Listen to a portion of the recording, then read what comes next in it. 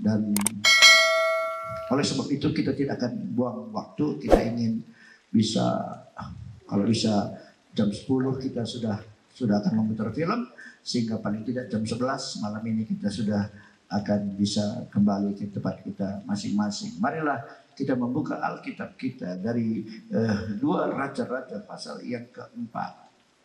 2 Raja-Raja pasal yang keempat.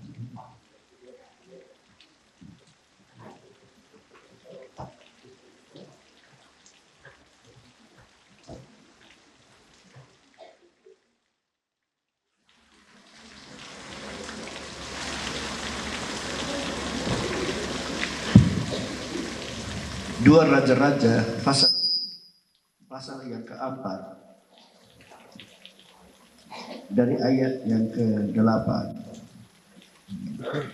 Saya baca ayat 8. Pada suatu hari Elisa pergi ke Sunem. Di sana tinggal seorang perempuan kaya yang mengundang dia makan. Dan seberapa kali ia dalam perjalanan, singgahlah ia ke sana untuk makan. Nah, hal yang pertama yang kita baca dalam ayat ini ialah ada seorang wanita yang mengundang hamba Tuhan ini datang di rumahnya. Dan nanti kita lihat bahwa akibat dia mengundang hamba Tuhan ini datang di rumahnya, akan ada perkara-perkara yang luar biasa yang akan mengubah hidupnya secara keseluruhan. Hidupnya berubah dari satu hidup yang putus asa, dari satu hidup yang gelap, dari satu hidup yang tidak ada harapan. Dia diubah, dan pengubahan itu terjadi diawali dengan satu hal yang dia lakukan. Dia mengundang Elisa masuk dalam rumah. Saudara, dalam hidup kita, kalau engkau ingin mengalami mujizat-mujizat dari Tuhan, kalau engkau ingin hidupmu berubah, maka tidak ada jalan keluar lain. Tidak ada jalan keluar lain.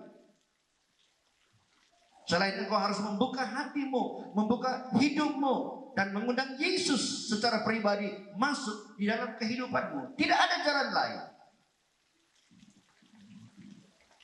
Di gereja itu baik, tapi itu tidak mengubah hidupmu. Ikut KOR itu baik, tapi itu tidak mengubah hidupmu. Tapi kalau engkau membuka hatimu, mengundang Yesus masuk, kenapa saya menekankan perkataan masuk? So, cukup banyak orang-orang Kristen yang Yesus tidak masuk, hanya dekat. Ada nyanyian kita, saudara masih tahu? Lebih dekat padamu, itulah sembahyangku.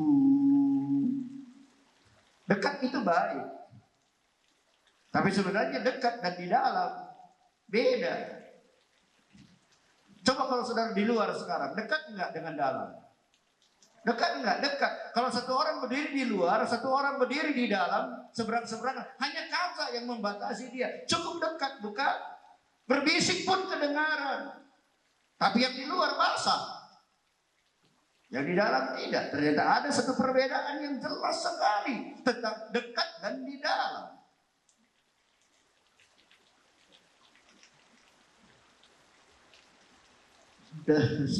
Satu waktu saya pernah ke Kediri. Lalu ada seorang pemuda yang sering membantu kami. Dia angkat barang, dia atur alat-alat. Ya dia rajin bantu kami mempersiapkan KKR yang kami adakan di sana. Lalu satu hari waktu duduk-duduk di siang hari, saya tanya kepada dia, Dek, kapan kamu menerima Tuhan Yesus di hatimu? Dia bilang, saya dari kecil sudah sekolah minggu, katanya. Saya bilang, bukan saya tanya kapan kamu sekolah minggu. Yang saya tanya, kapan engkau menerima Yesus dalam hatimu? Bingung dia. Kenapa? Karena tidak pernah. Dalam kehidupannya dia mempunyai pengalaman pribadi di mana dia membuka hatinya dan mengundang Yesus datang sebagai Tuhan dan Juru Selamat dalam hati. Dan kalau ada sesuatu yang penting dalam hidup ini, dengar. Kalau ada sesuatu yang penting dalam hidup ini, saya percaya itu adalah waktu kita membuka hati kita menerima Yesus sebagai Tuhan dan Juru Selamat kita. Saya tidak tahu apakah saudara punya pengalaman pernah mengundang Yesus sebagai Tuhan dan Juru Selamat dalam hidupmu. Kalau tidak pernah, engkau perlu melakukan hal itu. Jangan-jangan nanti sesudah kita lelah mengerjakan semuanya, selalu ikut KKR, selalu pergi ke sana kemari, ke sana kemari, ke sana kemari. Pada waktunya kita harus menghadap kepada Tuhan. Ternyata kita tidak mendapat tempat di sana. Karena ternyata Yesus tidak pernah hadir di dalam hati kita. Mungkin saudara pernah mendengar saya menceritakan tentang orang yang suka berburu di Amerika. Dan dia pergi ke India untuk berburu karena dia ingin mempunyai satu jubah yang terbuat dari kulit harimau, yang indah, yang belang, yang cantik. Dan dia membeli tiket beribu-ribu dolar. Dia membeli senjata dengan izinnya. Dia membeli pelor-pelor yang mahal. Dan dia belajar berbulan-bulan menembak. Supaya waktu dia pergi ke India nanti, waktu dia bertemu dengan harimau yang indah kulitnya, dia akan tembak dan akan ambil kulitnya untuk jadi satu pakaian yang indah. Sudah latihan begitu lama, mengeluarkan uang begitu banyak. Dia berangkat ke India. Dan sampai di India dia melapor kepada Departemen Pariwisata. Dan dia harus bayar pajaknya. Dan kemudian kepada dia diberikan kunci. Kunci apa? Kunci kerangkeng-kerangkeng. Tempat yang dipagari dengan besi. Karena di hutan-hutan itu banyak binatang buas. Sehingga bahaya. Dan apabila kita sedang berburu, sedang mengalami bahaya, dikejar oleh binatang buas, maka kita bisa lari kepada pagar besi itu, kerangkeng itu. Kalau kita sudah masuk di dalam, amanlah. Dan binatang tidak bisa mengganggu kita lagi. Sesudah dia membayar pajaknya, kepada dia diberikan kunci. Kunci untuk membuka kerangkeng itu, supaya kalau nanti dia mengalami bahaya, dia bisa lari ke sana. Lalu akhirnya dia masuk di hutan. Dia taruh kuncinya dalam tas. Dan dia berjalan. Satu hari nggak ada apa-apa. Hari kedua dia lihat kijang. Tapi dia tidak perlu kulit kijang.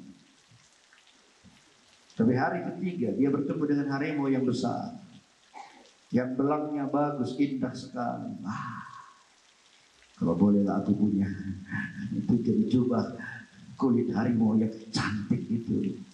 Lalu dia mengambil senjatanya, dia letakkan tasnya, dia ambil senjatanya. Lalu dia mulai mengarahkan senapangnya kepada harimau. Dan sesudah dia rasa itu pasti kena. Lalu dia menembak. Dul! Kena. Tapi sayang yang kena bukan jantungnya. Jadi nggak langsung mati. Harimau itu dengan berdarah. Dia marah. Cari siapa yang menembak. Isi duit. Dan waktu dia melihat pemburu yang datang dari Amerika itu sedang memegang senjata. Dia pikir, wah itu dia orangnya. Dan harimau ini dengan marah dia mulai mengejar. Dan orang Amerika itu waktu dia melihat harimau itu mengejar, ya langkah yang dia lakukan ialah dia segera berdiri dan lari. Tidak ada ketakutan di hatinya karena dia tahu beberapa ratus meter dari situ ada satu kerangkeng di mana kalau dia masuk ke dalam dia akan selamat. Kalau dia sudah masuk ke dalam, dia hanya menunggu harimau itu kehabisan darah dan dia akan mendapatkan bulu harimau yang sangat indah. Dia lari. Harimau juga lari. Dia lari terus. Harimau juga lari dari belakang. Tambah lama tambah dekat dengan kerangkeng. Tambah lama tambah dekat dengan kerangkeng. Dan kira-kira 5 meter lagi dari kerangkeng, orang ini menjerit. Dia bilang, Amamoy! Katanya, kenapa Amamoy? Karena baru dia ingat bahwa waktu dia lari, dia tidak ambil kuncinya dari dalam tasnya. Dan tasnya tertinggal di tempat dia menembak tadi. Akhirnya dia sampai pada kerangkeng. Dia coba buka, tidak bisa buka. Dia udah memegang. Dia sudah pegang besi kerangkeng itu. Sudah dekat apa belum? Sudah dekat. Malah sebagian badannya sudah dekat. Kakinya udah masuk ke dalam. Tangannya udah masuk ke dalam. Sudah dekat apa belum? Sudah sangat dekat. Malahan sebagian dari tubuhnya sudah ada di dalam. Tapi harimau datang dari belakang. Dan harimau bilang, Horas lain. Memang akhirnya harimau itu mati karena kehabisan darah. Tetapi sayang, pemburu itu lebih dulu mati. Dibunuh oleh si harimau. Kenapa? Karena dia tidak di dalam. Dia hanya dekat. Sudah sangat dekat. Tapi tidak di dalam.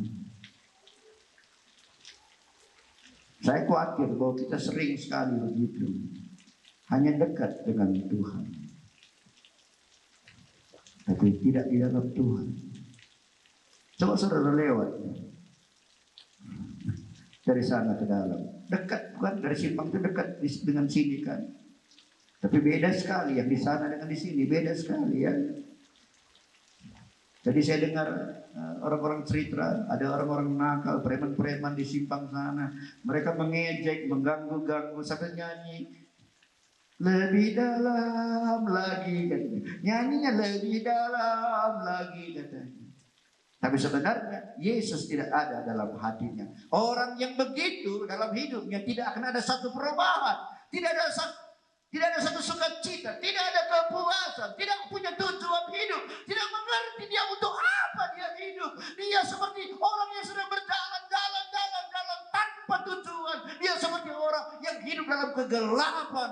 Hidup ini dapat berubah, hidup ini dapat mengalami mujizat apabila kita membuka hati kita dan menerima Yesus masuk di dalam sebagai Tuhan dan Juru Selamat kita. Itu yang dilakukan oleh perempuan Sunem yang kita baca dalam ayat yang ke-8 tadi.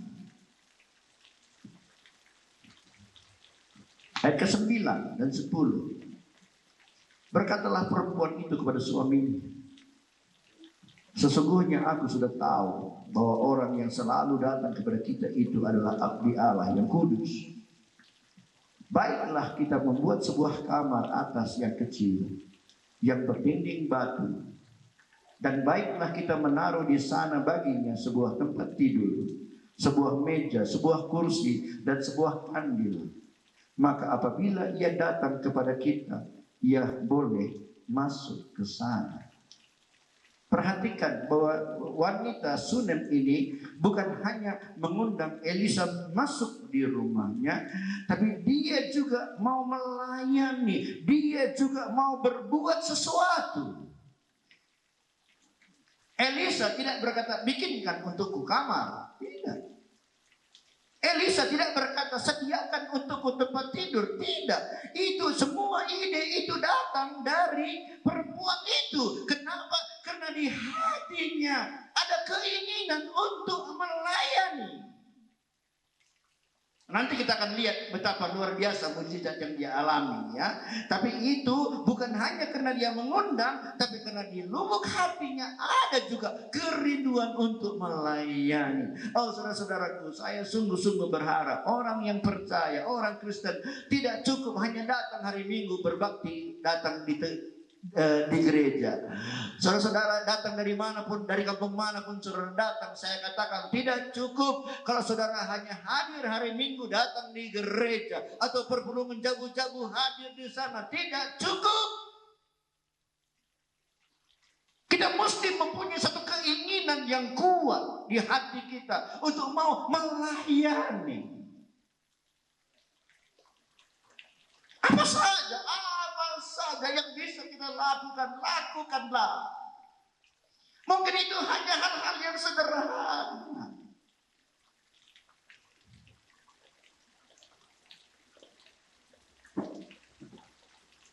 Mungkin saudara di hatimu, tiap hari Minggu aku mau sedia satu bunga di gereja. Sederhana kan, seperti begini. Sederhana sekali. Dan mungkin bagi orang-orang tertentu seperti saya umpamanya ada ini atau tidak ada sama saja. Tapi saya percaya kalau saudara membuat ini, Tuhan melihat isi hatimu. Tuhan tahu bukan karena engkau kurang kerjaan.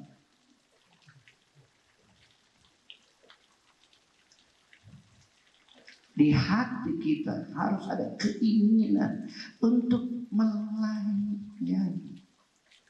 Baca Matius pasal 8.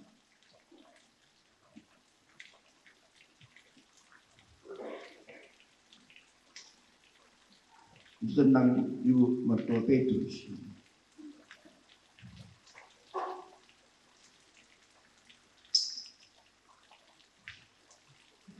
Ayat 14. Setibanya di rumah Petrus, Yesus pun melihat ibu mertua Petrus terbaring karena sakit demam. Maka dipegangnya tangan perempuan itu, lalu lenyaplah demamnya. Ia pun bangunlah dan melayani dia. Biasanya kalau orang sakit udah sembuh kan masih tidur, gimana? Masih lemas sedikit. Ini ibu mertua Petrus, waktu dia sembuh, dia segera bangun dan melayani. Ini yang diperlukan pekerjaan Tuhan. Pekerjaan Tuhan, kekurangan orang-orang yang mau melayani. Kalau yang mau dilayani cukup banyak.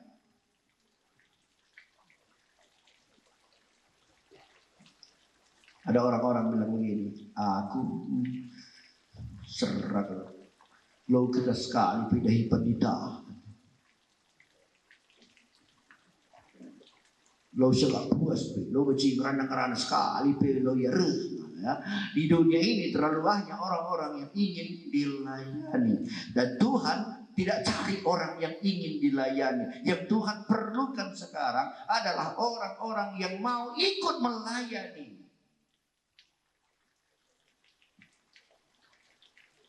Wanita ini, kita kembali kepada perempuan Sunem tadi, udah selalu Elisa di rumahnya, Lalu dia berkata, kita bikin satu rumah. Laki ni kon kelakaro darami pagi tutu. Laki ni kon kelakaro darami cuma macam-macam. Tapi tahukah ibu bapak, itulah yang sedang dicari oleh Tuhan.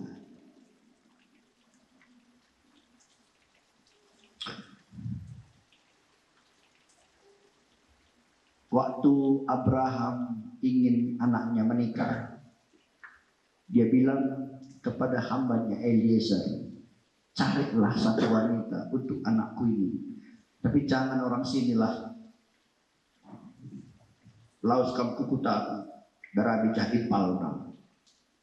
Memang orang kalau sama orang Israel itu mirip ya. Ibal.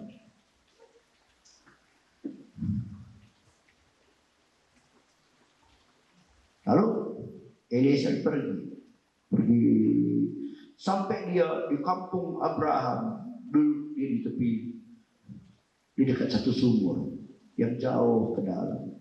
Dia mulai berdoa. Dia bilang begini,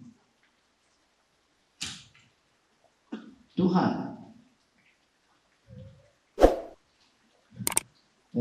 Eliezer ini datang, dia bawa buntas 10.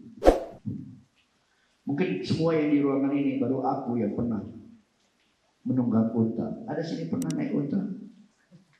Nggak pernah kan? Nah, buat saya satu-satunya. Tapi kalau saudara mau menunggang unta, boleh bulan 4 nanti kita ke sana kumpul-kumpul uang ya. Bulan 4 nanti ada rombongan lagi ke sana. Ayo kita kumpul-kumpul uang. Dia bawa 10 unta. Lalu Eliezer ini bilang gini, Tuhan, nyatakanlah yang mana yang nanti menjadi istri dari tuanku Ishak. Ishak itu kan gambaran Tuhan Yesus, ya, bayangan Tuhan Yesus, dan pengantinnya itu gambaran gereja yang akan jadi mempelai Kristus. Lalu Eliezer bilang gini, Tuhan, kalau nanti ada satu anak gadis, waktu ku bilang kasihlah aku minum, lalu dia berkata, minumlah Tuhan, unta-untamu pun bisa ku kasih minum, maka itulah nanti orang yang engkau tentukan menjadi istri tuanku Ishak. Unta menggegeh minum, tapi sekali minum, baci 2 minggu maka minum. Nah, maka Siti kalau kurang beluh kampak di bata. Bicara mana kita bagi unta lo kak latih sekali mungkin sada ayat sada bulan memang lo 2 minggu sekali kita man, tapi sekali man setengah ayat, oke. Nah, setengah ayat sekali tangan kadang-kadang keris setengah ayat 2 minggu lah rumah malah adu nabi lah. Jadi 2 minggu tak pernah setengah ayat maka 2 minggu sekali, tapi sekali man setengah ayat. Unta dia masuk 2 minggu lambil minum, tapi sekali minum sada drum 200 liter sada ton.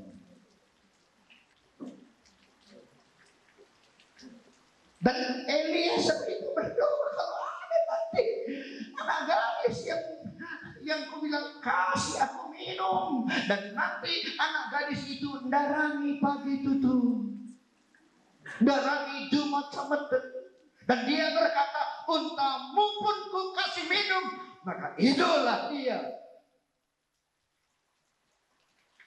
Tidak lama kemudian datang Ribka, lalu Eliezer berkata kasihlah aku minum, dan Ribka berkata minumlah Tuhan, untamu pun ku kasih minum sampai puas. Kalau saudara membaca ayat-ayat dalam Kejadian, itu tempat mengambil ayat itu pun turun ke bawah.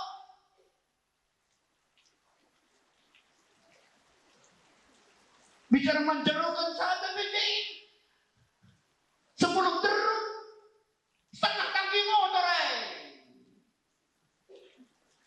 Tapi saya lihat bagaimana akhirnya dialah yang terpilih, karena di hatinya ada keinginan darangi pagi tutur.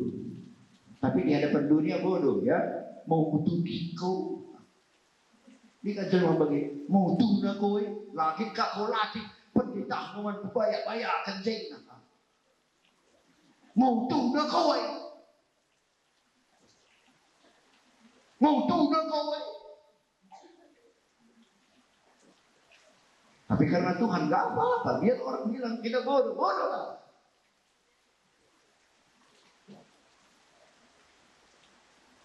Sering sekali dalam pengalaman saya orang bilang bodoh, terserah. Dia bilang bodohlah. Tapi di hatiku, di lubuk hatiku ada keinginan untuk berbuat apa saja.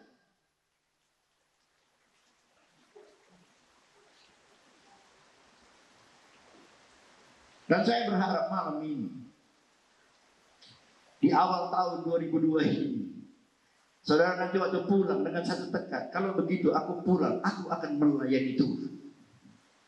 Aku akan melakukan apa saja yang bisa aku lakukan. Saudaraku, waktu kita tidak banyak lagi. Dengar, waktu kita tidak banyak lagi. Waktu kita sangat sempit. Kalau saudara mengerti situasi politik, keadaan dunia sekarang ini, wah, waktu kita tidak banyak lagi. Oleh sebab itu, biarlah mungkin hidup kita tidak ada waktu lagi untuk mengejar uang supaya kita kaya. Tapi seperti prinsip yang firman Allah katakan, asal cukup makan, cukup pakai, sudahlah. Lebih daripada itu, aku mau berbuat sesuatu bagi Tuhan, ingin melayani Tuhan. Kalau engkau mempunyai sikap hati seperti itu, engkau akan mengalami perkara-perkara besar yang berasal dari Tuhan.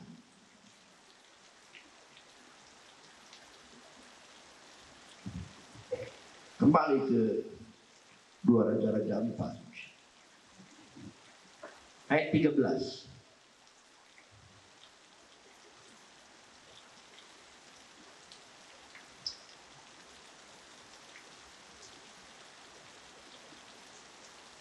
Dari ayat 12. Kemudian berkatalah ia kepada Gehazi, panggillah perempuan Sunem itu. Lalu dipanggilnya lah perempuan itu, dan dia berdiri di depan Gehazi.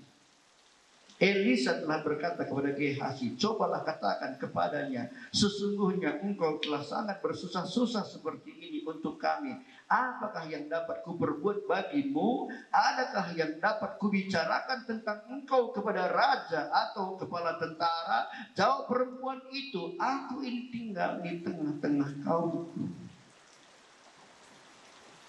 Ibu itu nggak minta apa-apa, nggak minta apa-apa. Dia cuma undang Elisa ke rumahnya. Dia cuma buatkan kamar, dia cuma melayani Elisa, tidak cerita kesusahannya, tidak ceritakan masalahnya, tapi rupanya Elisa selalu memperhatikan dia. Dan satu hari Elisa berkata kepada Gehazi, panggil dulu wanita Sunem itu. Dan Elisa tanya, apa persoalannya? Adakah sesuatu yang perlu kubicarakan dengan Ibu Megawati? Mau jadi kontraktor? Atau adakah sesuatu yang bisa kubicarakan dengan Panglima Angkatan Bersenjata Jenderal Widodo? Mungkin anakmu mau masuk akabri. Apa? Sebab kebetulan Elisa ini dekat dia dengan raja, dekat dia dengan Panglima Angkatan Bersenjata. Dia bertanya pada wanita itu, apa masalahmu? Wah, saya percaya prinsip ini. Saya percaya prinsip ini, saudara.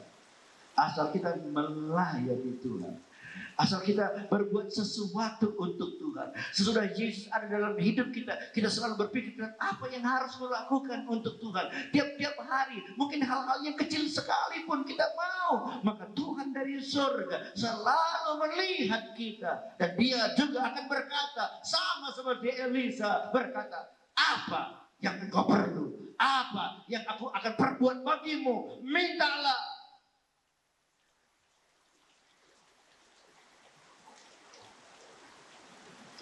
Tapi wanita ini berkata, aku ini tinggal di tengah-tengah kaumku. Kalau dalam bahasa sederhana, aku tidak butuh apa-apa. Ini satu contoh yang baik, ya. Nggak usah ceritakan kesusahannya sama orang. Kalau ada kesusahannya, cerita kepada Tuhan. Kalau ada keperluannya, nggak usah cerita kepada orang.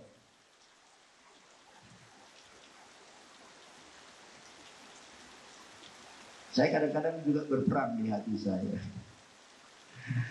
Karena satu waktu saya ada kebutuhan gitu ya. Kalau saya ada kebutuhan, perang di hati itu. Karena asal saya angkat telepon,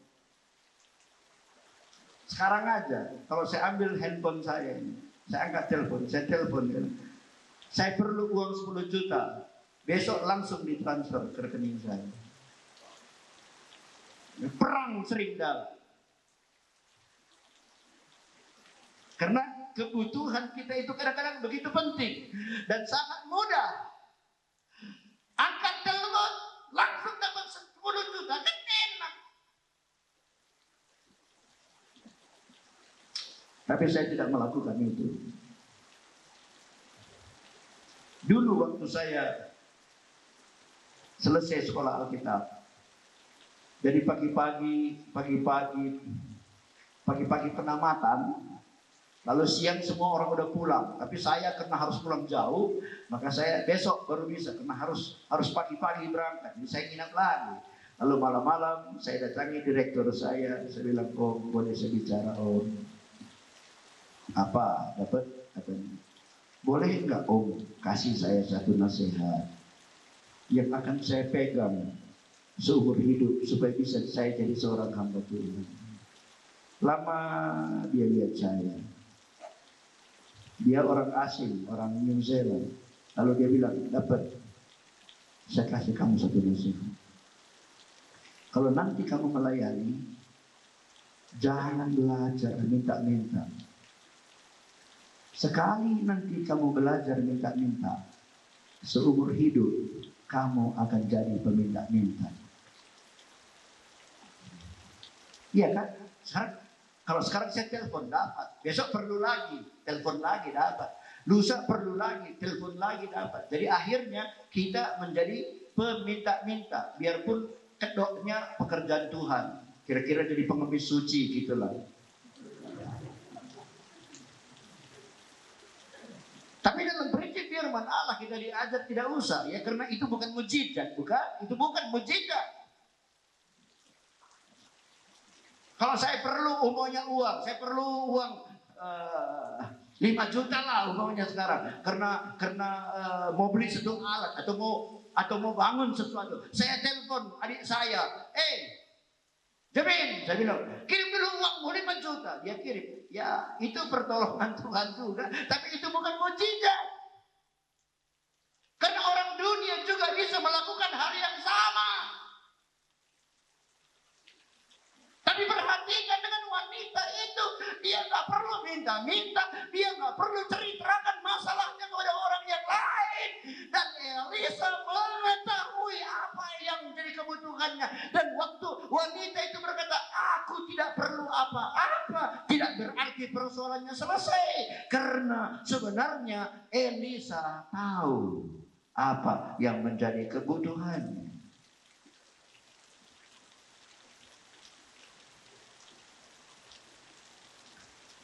Ayat 14. Kemudian berkatalah Elisa, apakah yang dapat kuperbuat bagimu? Dia udah bilang gak perlu apa-apa. Tapi Elisa gak mau berutang. Tuhan gak mau berutang. Amin. Tuhan tidak mau berutang. Amin. Naikkan kuncinya sedikit. Amin.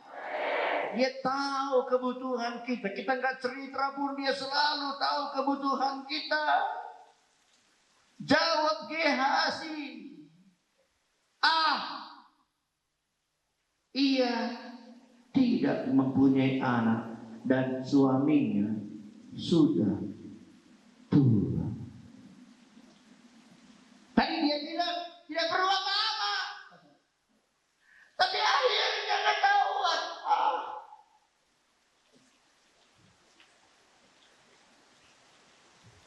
Kita juga sering kayak dia Nina. Adi lo menjile cinang kuda.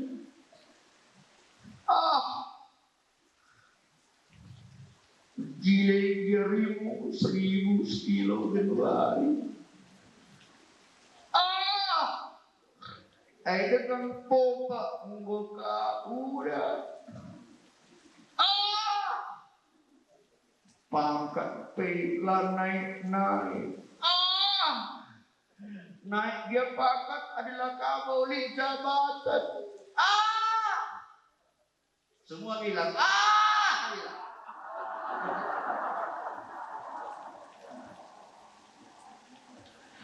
mungkin dalam hidup kita juga selalu melakukan hal yang sama.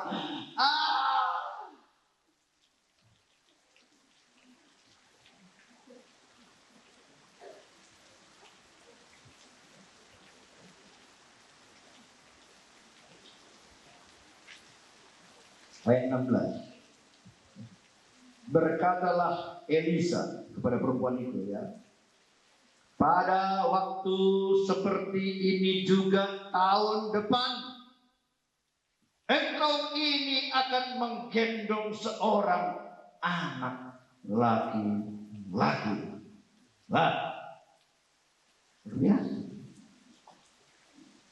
Tahun depan. Biarpun waktu dia bilang waktu dia bilang aku gak perlu apa-apa. Kenapa? Dia udah tahu gak ada lagi gunanya menceritakan bahwa dia gak punya anak karena suaminya udah tua. Tidak mungkin lagi. Gak mau dia menceritakan karena dia merasa tidak mungkin. Tapi bagi Tuhan tidak ada yang mustahil. Dan Elisa berkata, tahun depan engkau sudah menggendong satu anak laki-laki. Ayat 17, mengandunglah. Mengandunglah ini bukan bahasa Karo.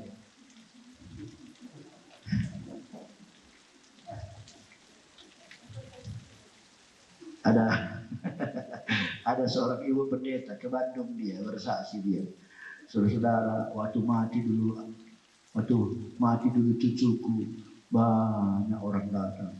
Asal datang orang mengandung dia, asal datang orang mengandung dia, asal datang orang mengandung dia. Di Bandung dia bersaksi. Jadi orang-orang wah bingung dia. Wah, di sana kok mengandung semua orang, katanya. Wah, luar biasa mama-mama di sana. Ibu yang bersaksi ini nggak ngerti, dia maksud dia menangis orang. Dia orang datang menangis, ngandung maksudnya kan. Tapi orang di sana dengar mengandung itu kan masih hamil, dia kan bingung dia.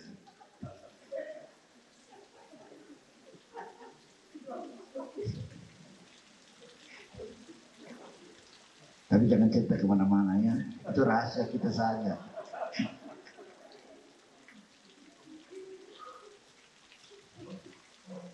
Mengandunglah perempuan itu lalu melahirkan seorang anak laki-laki. Pada waktu seperti itu juga pada tahun berikutnya, seperti yang dikatakan Elisa kepadanya. Tuhan memperhatikan kita. Itu dulu. Kalau Yesus ada di hatimu, kalau engkau melayani Tuhan, Yesus memperhatikan itu.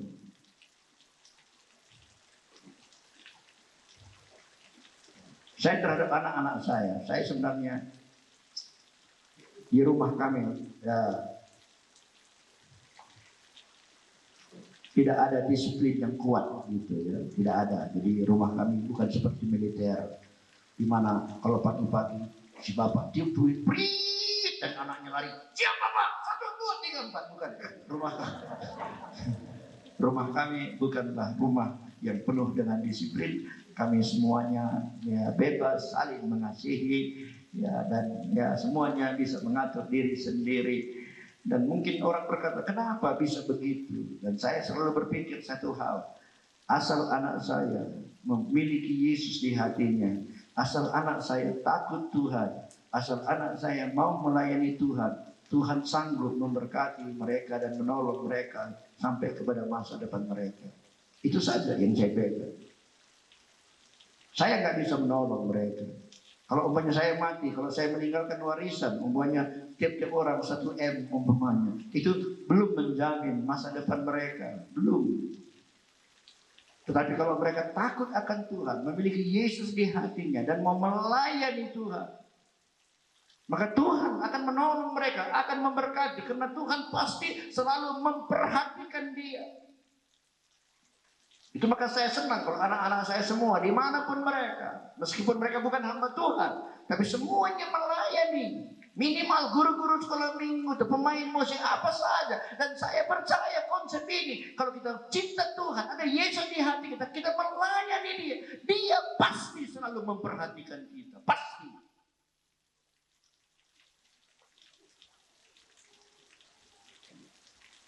Dan kalau dia memperhatikan kita, maka semua janji-janji yang ada dalam firman akan digenapi dalam hidup kita. Tuhan bukanlah Tuhan yang pendusta. Dia tidak pernah bohong. Dia tidak pernah silap. Dia tidak pernah salah. Kadang-kadang kita pikir, apakah Tuhan silap? Seperti Abraham ya. Tuhan bilang, hei Abraham, keturunanmu akan seperti bintang di langit dan seperti pasir di tepi laut. Udah tua, istrinya udah tua. Dia pikir, apa Tuhan nggak silap? Kok udah tua nggak punya? Mungkin Tuhan perlu dibantu. Kan gitu. Akhirnya apa yang terjadi? Terjadi kekacauan waktu dia mencoba membantu Tuhan dengan kekuatan, dengan akalnya, dengan kemampuannya yang jalannya bukan jalan Tuhan, dan akhirnya dia bukan tertolong, malahan akibat dia menimbulkan banyak masalah sampai hari ini. Tapi janji Tuhan tetap digenapi, bukan? Pada waktunya Sarah yang sudah tua melahirkan seorang anak perjanjian, Ishak. Satu hari Tuhan berkata pada Nuh, Nuh, aku akan menghapuskan manusia. Buatlah bahtera. Dikasih ukuran. Nuh mulai kerjakan. Dia panggil orang-orang, masuk, tidak ada orang mau. Dia memanggil, dia mulai bersaksi. Tidak ada orang mau. 10 tahun, 20 tahun, tidak ada tanda-tanda akan datang banjir. Udah 30 tahun, 40 tahun, 50, tidak ada tanda-tanda. Udah 70 tahun, 80 tahun, semua orang, mana ada. Saya berpikir bahwa Nuh sebagai seorang manusia pasti dalam pikirannya juga kadang-kadang terlintas. Tah salah nggak pembegitu bereda. Tah labau surah di batang andai. Tah surah-surah angkung andai. Terus sampai 100 tahun, 110 tahun. Tidak ada tanda-tanda sedikit pun. Padahal dia membuat perahu di atas gunung. Semua orang menertawakan dia. Tapi dia Allah berkata, sudah 120 tahun. Tuhan menggenapi janji. Tuhan tidak pernah dusta. Wanita itu, waktu Tuhan berjanji tahun depan, engkau akan mendapat seorang anak laki-laki. Janji Tuhan digenapi. Dan Tuhan juga berjanji kepada kita, kalau engkau setia, kalau engkau mengiring Tuhan dengan sungguh-sungguh, kalau engkau belajar melayani dia dengan apa saja, engkau akan diberkati oleh Tuhan. Itu janji Tuhan, dan janjinya pasti digenapi dalam hidupmu.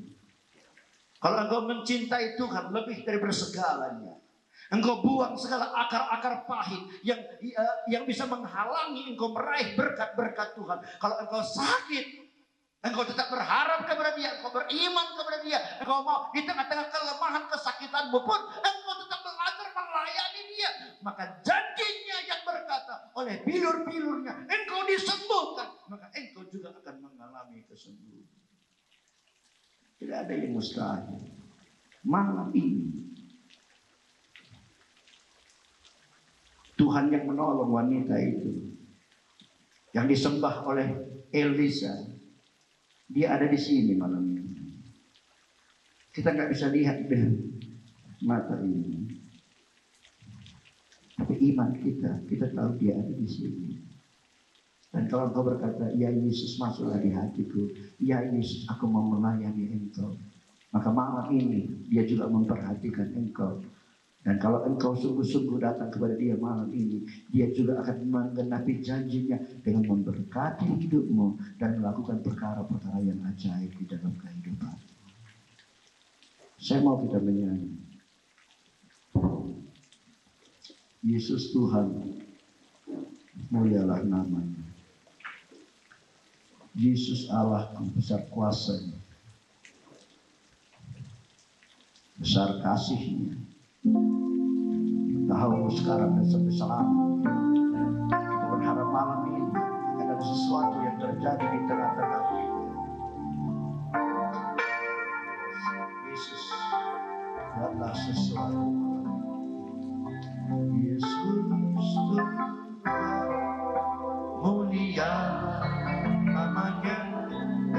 Yesus Allah, besar kasihnya, dahulu, sekarang, dan sampai selamanya. Kasihnya tak pernah berubah.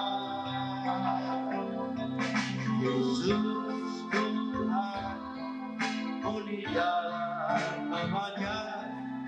Yesus Allahku, besar kuasanya, dahulu, sekarang,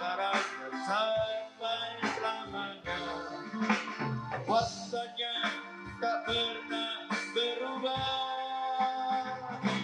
Dia sama, oh Yesus sanggup melakukan perkara yang besar.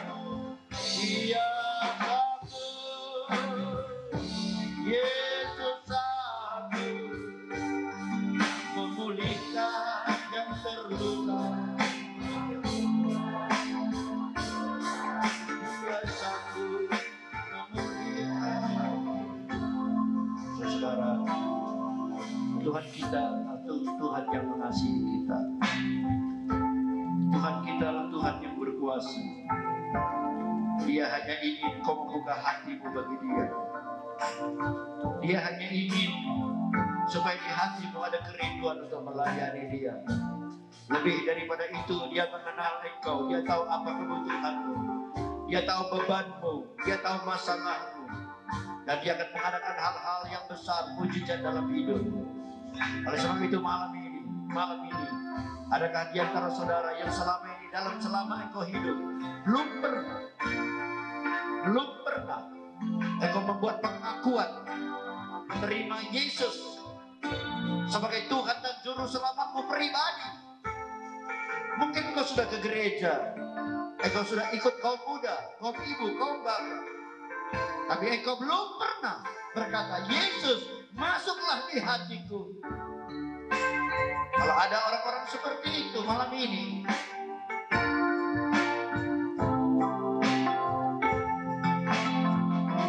buka hatimu.